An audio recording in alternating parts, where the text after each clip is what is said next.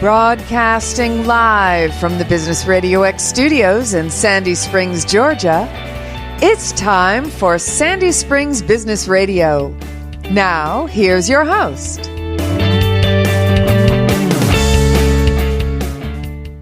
This episode of Sandy Springs Business Radio is brought to you by VR Business Sales Atlanta, guiding business owners and buyers through successful transitions with trust and expertise. Visit vrbizworld.com or call 678-470-8675 to learn more. Now here's your host, Ramzi Daklouche. All right, thank you, Lee. And with us today is Mr. Jeff Kalil, who is another VR owner, but not in Atlanta, and with incredible background. So I cannot do justice to introductions. So I'm going to, Jeff, allow you to introduce yourself. First of all, happy holidays, Jeff. Good to see you. Thank you, Mr. Ramzi. I do appreciate it. It's good to see you again, too. Thanks for having me on the show. Awesome. So why don't you tell us a little bit, go back a little bit, because your background is very exciting and interesting. Tell us a little bit about yourself. Tell us what you've done with your life and where are you right now? Sure. So I guess to get started, I'll take you back to the days of little Jeff just briefly. But, when I was growing up, I wanted to be an astronaut. I thought going into space and going to Mars and seeing the universe was a cool thing to do, as any other kid would want. And so as I, was getting older and going through school, math and science was always, my favorite subjects. I loved anything to do with it. I used to build a lot of rockets and little models for spacecraft and things. And so my mind was always occupied with that. But when I went to college, it turned out I needed some help to fund school. So I joined the Army Reserves, got the GI Bill, and went to school on that. I was able to get my nuclear engineering degree. And along the way, I had the chance with the organization I was a part of through ROTC that we had lunch with an astronaut one time. And I had asked him, I said, that's what I want to do. What would I have to do to be an astronaut someday? And he said, well, there's 3 things that you need. And little did I know at the time this was goal setting, lesson 101 for me, right? But what he said was you need to have a high-tech degree, you need to be an officer in the military, and you have to have flight experience. So those became my goals. So as I was going through college, I focused on nuclear engineering as my degree because that was at the time that was the highest tech degree field that I could find. I was in the reserve, so it was a matter of becoming an officer. So I joined ROTC and was on my way to get commissioned in that. So the next hurdle I had was getting my flight experience. So as it happened, I ended up getting commissioned into the Army as an aviator. And I went off to fly Kiowa Warrior helicopters, which is a reconnaissance helicopter back in the day. And that was, I was on my way, but as life would have it, I never had the chance to go on and do the Army astronaut program like I wanted to, but I ended up having a lot of great experiences through the military. And along the way, I had the chance, and I was recruited by companies out of corporate America. Before you go to corporate, let me tell you something. I was thinking about it as you're talking, Jeff. You were the first nuclear engineer I talked to. And I feel so dumb talking to you. I have no idea what to ask you. I'm looking forward to the conversation, but I'm kind of a little scared right now because I knew a lot about you, but hell if I knew you were a nuclear engineer, which now I feel so dumb talking to you. But go ahead, keep going. Well, no worries. Well, that's why I like the math, which we'll get into later here as we get into more of the meat of the show, which is talking about business valuations and how can we improve that and so on. But that's where that background comes from, right? So as I was going through my career, I ended up leaving active duty Army, went into the private sector, worked for a aerospace and defense industry contractor, and I helped them with refurbishing aircraft from the Department of Defense and putting those aircraft back into service. So in between all that, I started to dabble in this thing we call entrepreneurship. And I started first by flipping a few houses here and there. This was in Texas. Central Texas. And as I was building up my little portfolio of real estate, I would have people come to me and ask me, here and there, well, oh, that's interesting. How do you do that? I've always thought about doing a deal like this, or I've been wanting to start a business of some kind. And I had a couple of other smaller franchises. I had a TCBY yogurt and Mrs. Fields cookies that I had picked up along the way too. So I was a pretty busy guy. I had my corporate job, which required a lot of travel, plus the programs that I managed. I was in the reserves still, so I still had that commitment every month and every year. And then I had my side business where I was doing some property management, some property flipping, and then running these two franchises. So I was pretty busy, and people wanted to know, how was I able to do it? So what I did is I had I would always go to Denny's on Saturday mornings down there, and I'd get there early, like 5:30, 6 a.m. I get my eggs and coffee and take my little laptop, and I would just plan out my week. I was very disciplined about what needed to be done and try to make my agenda. And so I would tell folks, well, if you want to talk about what you got, come meet me on Saturday at Denny's. That's the only time I really have, and let's see what you do. So as time would go by, we outgrew the corner booth. 2 people turns into 4, turns into 6, and so on. So the lender, the bank where I did a lot of my deals from, they had a conference room. They let me use that room for a while that held about 15 people. We outgrew that. And then eventually there was a fellow that had a barbecue restaurant with an event center, held about 50 or 60 folks. And we did a trade out where I was able to host my meetings there in exchange that I would encourage folks to, buy from the menu for the meetings that we held. Yep. And it worked out really good. At the peak of it, we had about 60 people a month that would come down for the weekly meetings. And it was a range of everything related to entrepreneurship. It was basically like Entrepreneurship 101. Most of them wanted to learn real estate, but others had, ideas of starting their own business, or they had a business. They wanted to learn how to grow it. I would introduce them to, the professionals in our industry, like the lenders, the CPAs. I kept the gurus out. I mostly focused on the education and how can you become an entrepreneur. And what I recognized right away is that people were doing this because their motivations were they wanted to change their lifestyle. They had passion behind helping, their kids go to college. Maybe they wanted to change the trajectory of their lives. And most importantly, this was before, during, and after the recession in 07 and 08 when the real estate market crashed. So a lot of people, their economy had really changed, and a lot of people went upside down. And so they're looking for a way to, change that dynamic. And they saw entrepreneurship as a way to get there. So that's what the flavor of the club was. And I really enjoyed, helping people and seeing people find those successes that translated into helping their families live a better life. So to fast forward that, our industry started to lay off around 2014 as troops were getting withdrawn from Afghanistan and Iraq, and the defense spending went down. So as our industry started to contract, I was worried about a layoff. So I ended up transitioning from Texas back here to St. Louis and Missouri, where I'm from originally. And after I got here, it turns out they laid us all off anyways. But those entrepreneurship conversations just seemed to follow me. It seemed like everywhere I went, somebody wanted to talk about real estate or starting a business or something of that nature. So one of the things I did in my corporate job is I did M&A work, mergers and acquisitions work. And so I had a background in that as well. So I just thought, after having all these conversations, and as you know, or folks on the show here don't know, VR is a business broker franchise. So I had spoken with the folks there at VR a few years prior just to look for a veteran-friendly business opportunity. And so I called them back and I just said, hey, if you don't have an office or a franchise in the St. Louis area, I'd be interested in taking a look at that. And with that was, going into 2015 and then going into 2016. And I ended up opening up my VR office here. And one of the things I ended up specializing in is business valuations. I got my certification through the ISBA, which is the International Society of Business Appraisers, and got my certification right about the time COVID started. So, kind of had the time to sit down and focus on that then. Not that much else was going on. But I'd been doing, pretty detailed valuations prior to that, and I knew what it looked like in my M&A portion of my prior career. So I just wanted to bring something that was a little bit more storytelling to the table, as opposed to some of these generic broker opinion of values or broker price opinions that most people provide, and that's what you get. I want to be able to show you not only what I think the value of your business is, but explain to you why. And lots of times you can't tell that story when you get a generic value from a basic equation like a multiple of something. Yeah. So that's where I started to differentiate myself in that.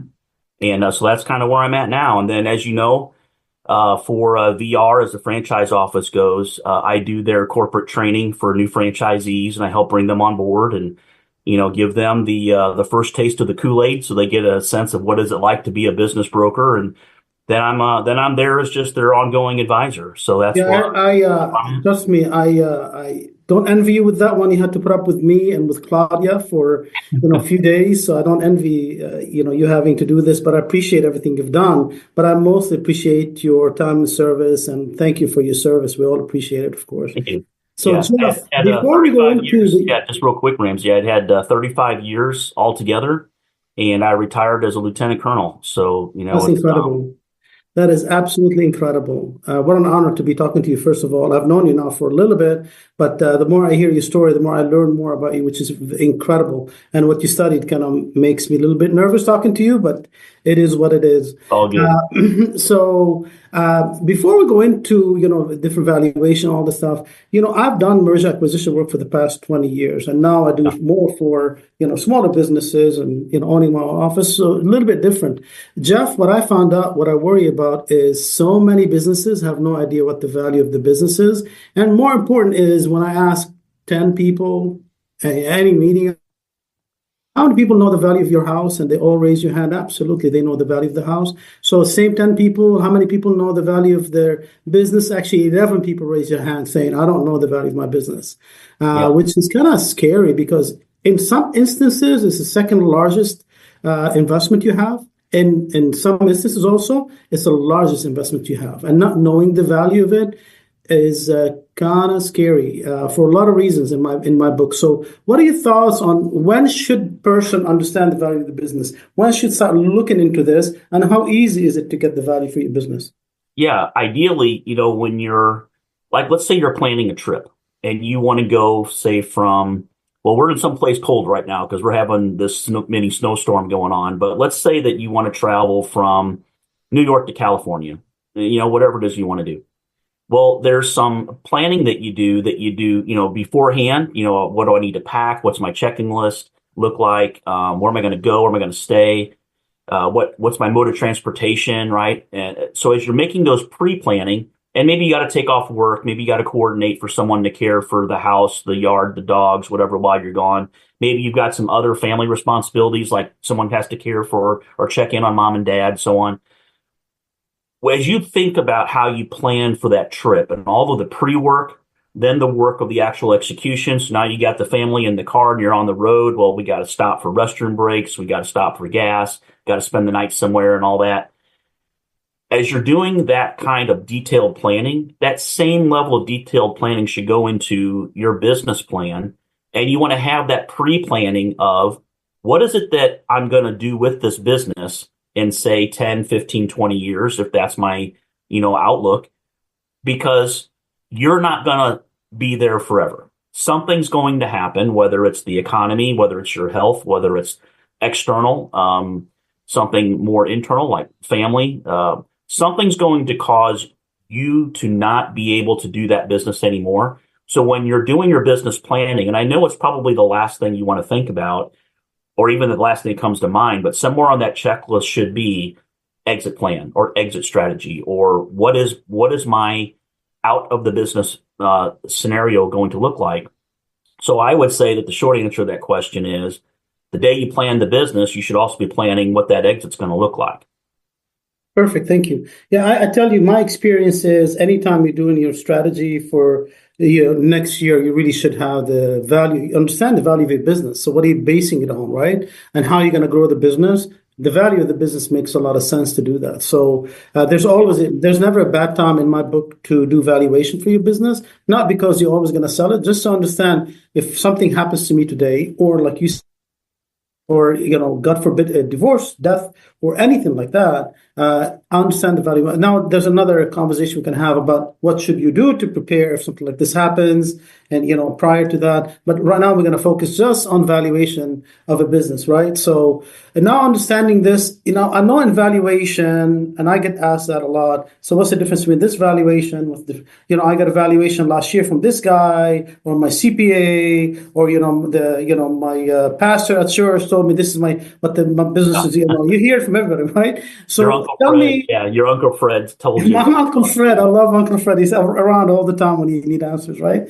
But what's the right way of getting valuation? I mean, I don't want to, I'm a small business owner. Let's start with that. Well, I don't want to spend a lot of money on evaluation or shouldn't spend money on valuation. What's the fastest, best way to get run-of-the-mill valuation? And how do we go up from there? And why should we even go up from there?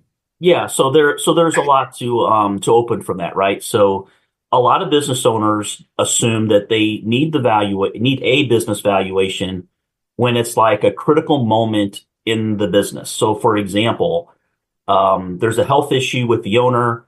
They believe that the solution is they have to sell the business so that the owner can step out and take care of their health. And the buyer comes along and now we need a valuation. Or there's a corporate change of some kind. The board of directors, or either someone's being bought out, someone's being brought in. Maybe it's part of a succession plan, and it's time for junior to step up, or someone else in the family has decided that they're ready to take over the family legacy, and the board's been looking for a while.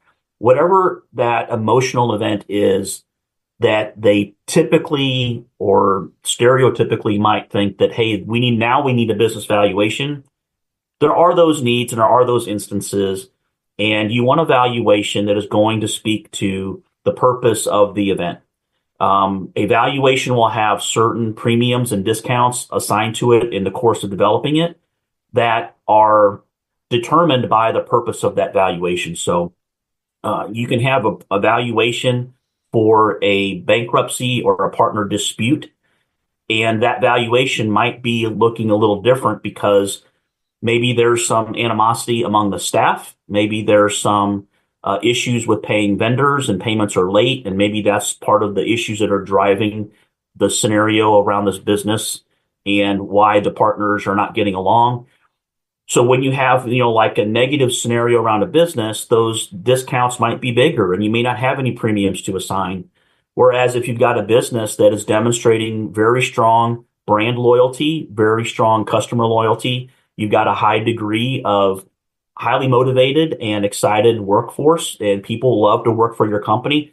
You will find that you can beef up the premiums on some of the goodwill characteristics of a business. So there's a lot of reasons why a valuation can range in value and why it can be different.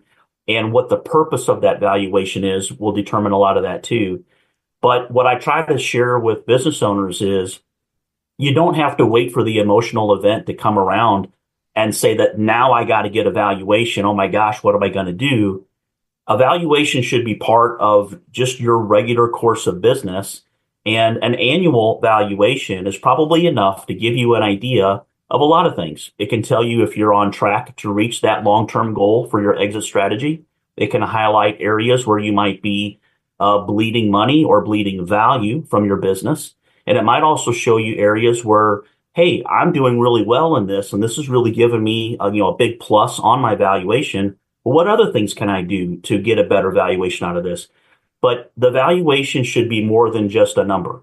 Lots of times the valuation that you get, it could be a range or it could be a specific number, but it should be something that gives you that additional information, such as here are the detractors or the things in your business that are holding the value back. And here are some things in your business that are actually making your valuation, more attractive. And understanding those things is what a good valuation and a good business advisor can interpret for you. So I think if it is one good message out of all of this, the valuation isn't something that you do just because you have to. The valuation should be a tool that you use as part of your overall business management. I mean, as a business owner, you're looking at financials, you're looking at work schedules, you're looking at product quality. Why not look at the value of your business in much the way that you look at these other metrics in your business too? Yeah, I 100% agree with you. I think the valuation, especially the ones that are a little bit more thought through by somebody like yourself who is certified valuator helps a business really directionally, and they can use a part of their writing their strategy for the year next year, or the whatever strategy, about a 3-year strategy or 5-year strategy, because you can talk about, what's good about your business. Here are some areas you can, expand on or get better at, so you can get a better valuation of the business, right? So, because I tell you, and I'm sure you've dealt with it with the amount of years you've been doing it, especially with small business, is the heartbreaker for me is when I'm talking to somebody who's about to retire and he said, listen, I need $3 million. I had a guy, $3 million to retire. I said, okay, great. Well, let's do kind of valuation. And it was way, way under that.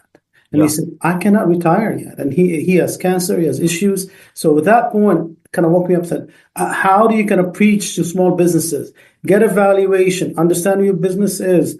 Don't go blind running your business, because it's just, blind leading the blind. If it's your stock portfolio, you know exactly where it stands every day on your phone. That's what I was going to say. Yeah. You look on your house, you know exactly where the house, goes. And the house, really, there's not much you could do except put a pool, get $15,000 extra, right? There's not much, paint it and get another $2,000, whatever. But a business is a completely different entity.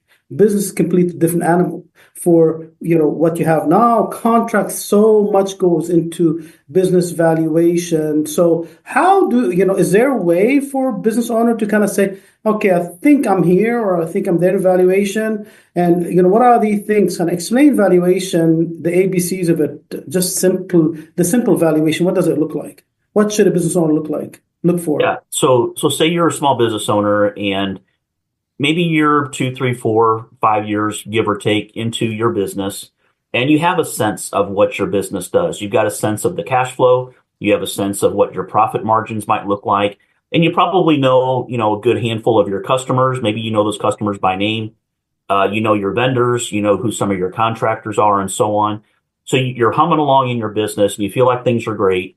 And somewhere in the back of your mind, you either, hear a show like this, or you come across an article somewhere and they talk about business value and you think, oh, my business is probably worth $1 million. Then you go and you get the valuation done and find out that it falls short of that number. Well, when you're a few years into your business, hey, that's okay. That's information. If you don't agree with it, then dig into the numbers and understand where the numbers are coming from.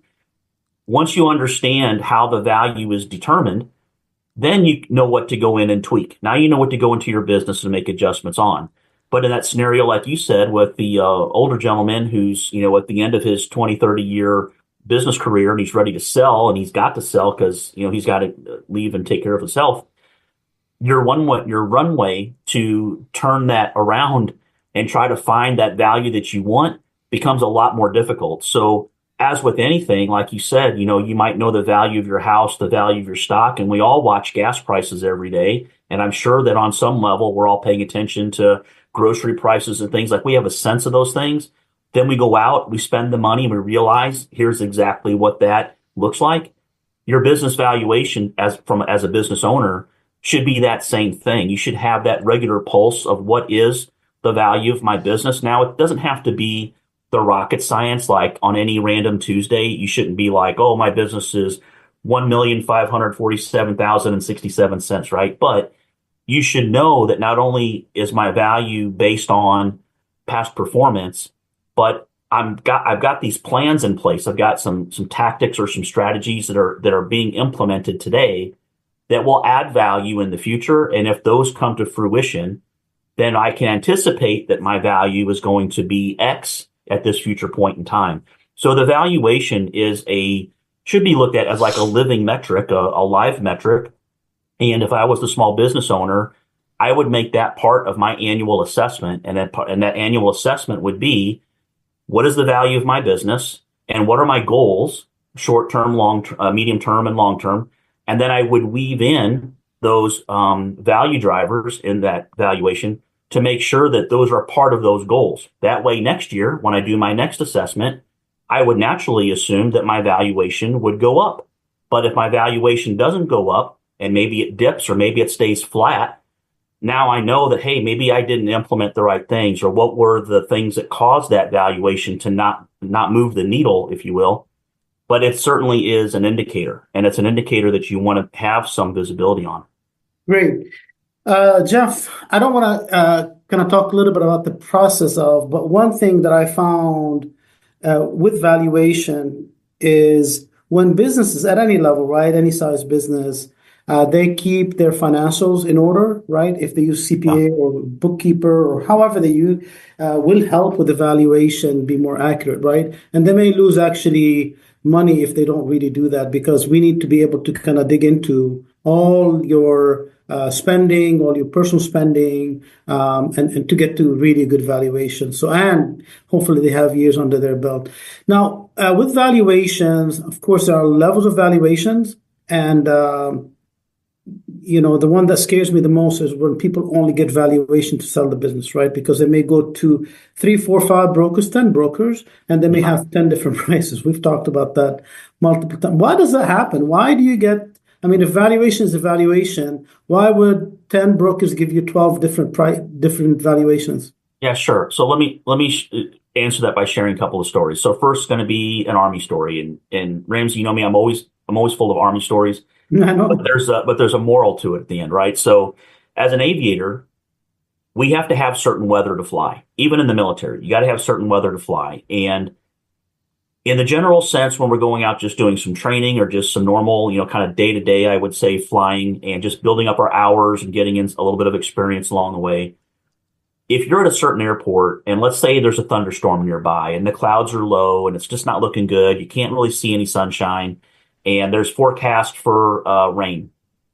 Well, if you can't fly based on the conditions or based on the report that you've got for the type of aircraft that you have, I'm not going to get into all that, but different aircraft can fly in different weather conditions. But let's say that you've got some minimums here. There's this thing we call in the aviation community shopping for weather. So you're at this airport, you see the weather is what we call scoshy, or, it's not great. But it's such that it falls below the minimums you need and you can't take off. So what you do is you call another airport that might be in your region, but their weather report is a little bit better. And maybe that weather report exceeds the minimums in such a way that allows you to take off. So you file a flight plan using that weather report and you say, I'm going to travel from here to there under this weather guideline.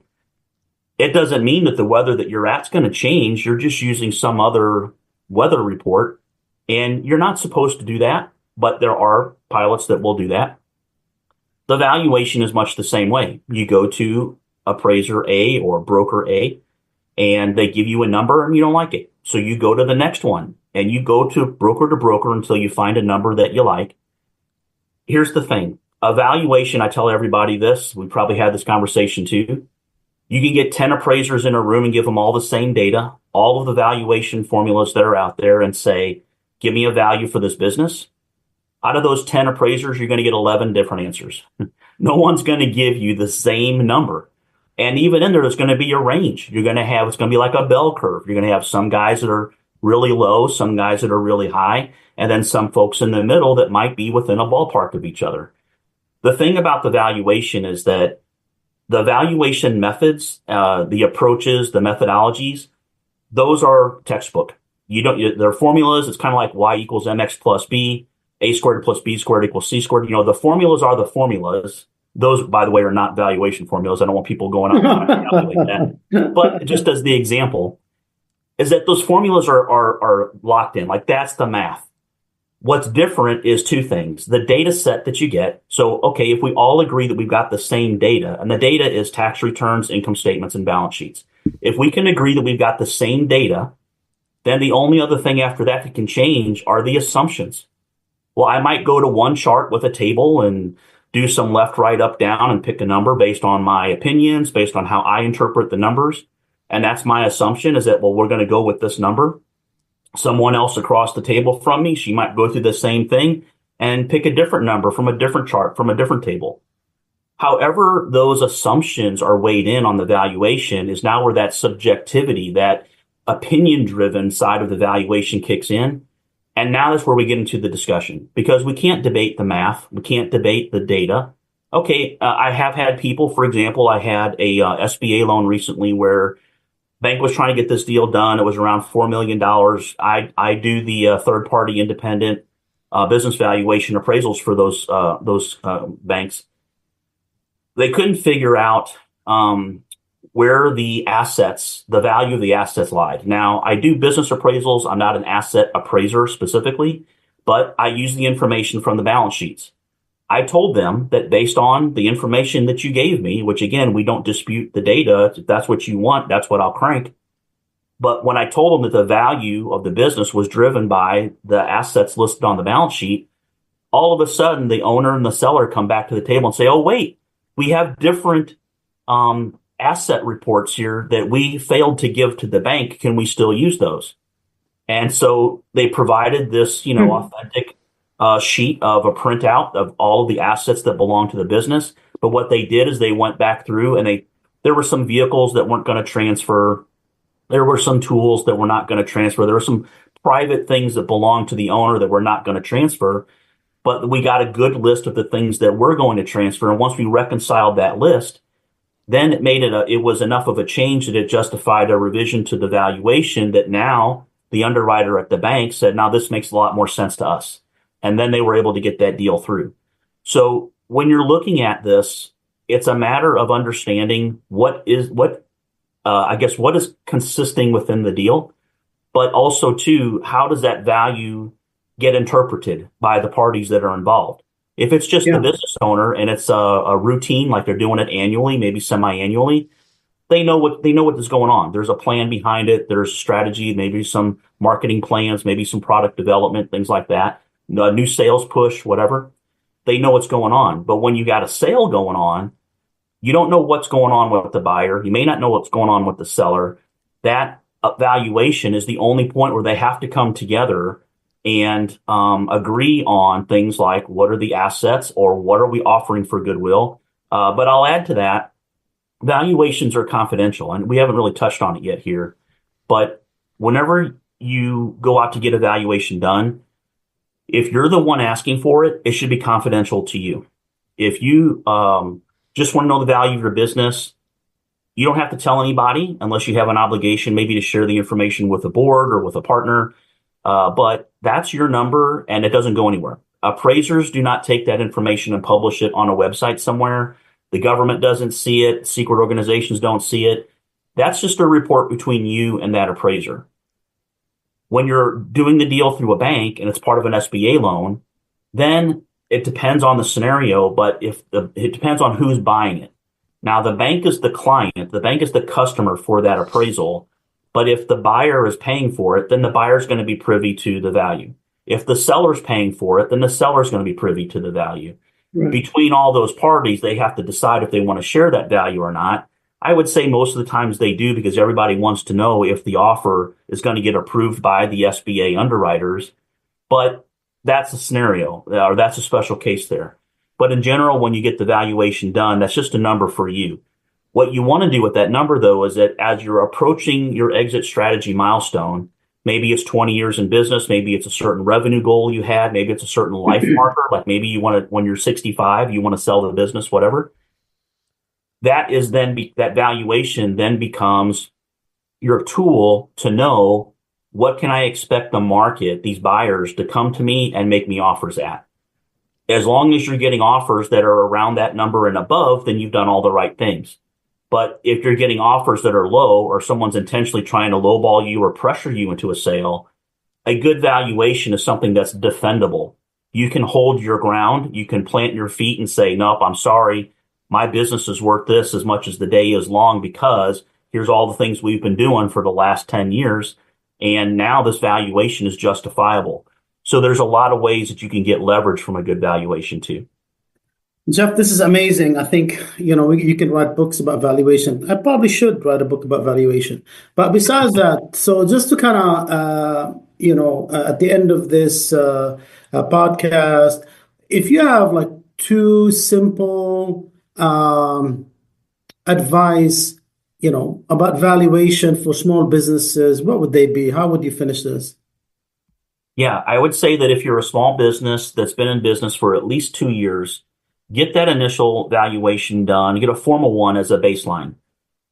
You're not ready to sell yet, of course, but you need to know what is the trajectory, what is the path that my business is taking. And is that a path that I want? Because in most cases, at the 2-year mark, most businesses either fail or they're just at the cusp of that we're probably going to make it phase. But is it going in the direction that you want it to go? So the valuation will help you understand that. The second thing is find a good business advisor that not only understands how to use a valuation as a tool. They don't have to be a certified appraiser, but if they understand how to use the valuation as a tool to help you run your business, then that's going to help you set up the best circumstances that will attract a buyer someday, so that now you can have an offer that is going to be something that you want. It's going to be something that meets your needs, and it's going to be something that makes you feel good, say a year after the sale, because there's a survey that was done out there that reported something like 75% of business owners regret the sale of their business post selling. And you don't want to be in that category. You don't want to regret selling because you could have gotten more or you could have had a better offer. And the valuation really is at I guess out of all the things that you're doing, if that's the driver for determining value, then understanding how that's done is going to be key. So it's a learning curve. It's just like learning your QuickBooks, learning your operations plan, learning how your vendors get billed. You need to learn how your valuation is being determined. That's awesome, Jeff. Well, listen, thank you very much for your time. I appreciate it. And by the way, if anybody's interested in valuation, you can always contact Jeff through the VR system or contact us in Atlanta, and we'll connect you with Jeff. We'll be more than glad to. So again, thank you, Jeff, for your time, and looking forward to an incredible 2025 with you, man. Oh, you bet. Yeah, thanks for having me. I know we could talk valuation and just business stuff all day long, but that's exactly we've done that. I hope this tickles everybody's interest enough to ask a little bit more. But certainly it's an exciting topic. There's a lot of things that drive value of a business, and you'd be surprised what you uncover when you start taking a good hard look at it. So thanks, Ramzi. Again, I do appreciate it. Glad you had a good year last year, but looking forward to what you and Claudia are going to do this year too. Awesome. Thank you very much, sir.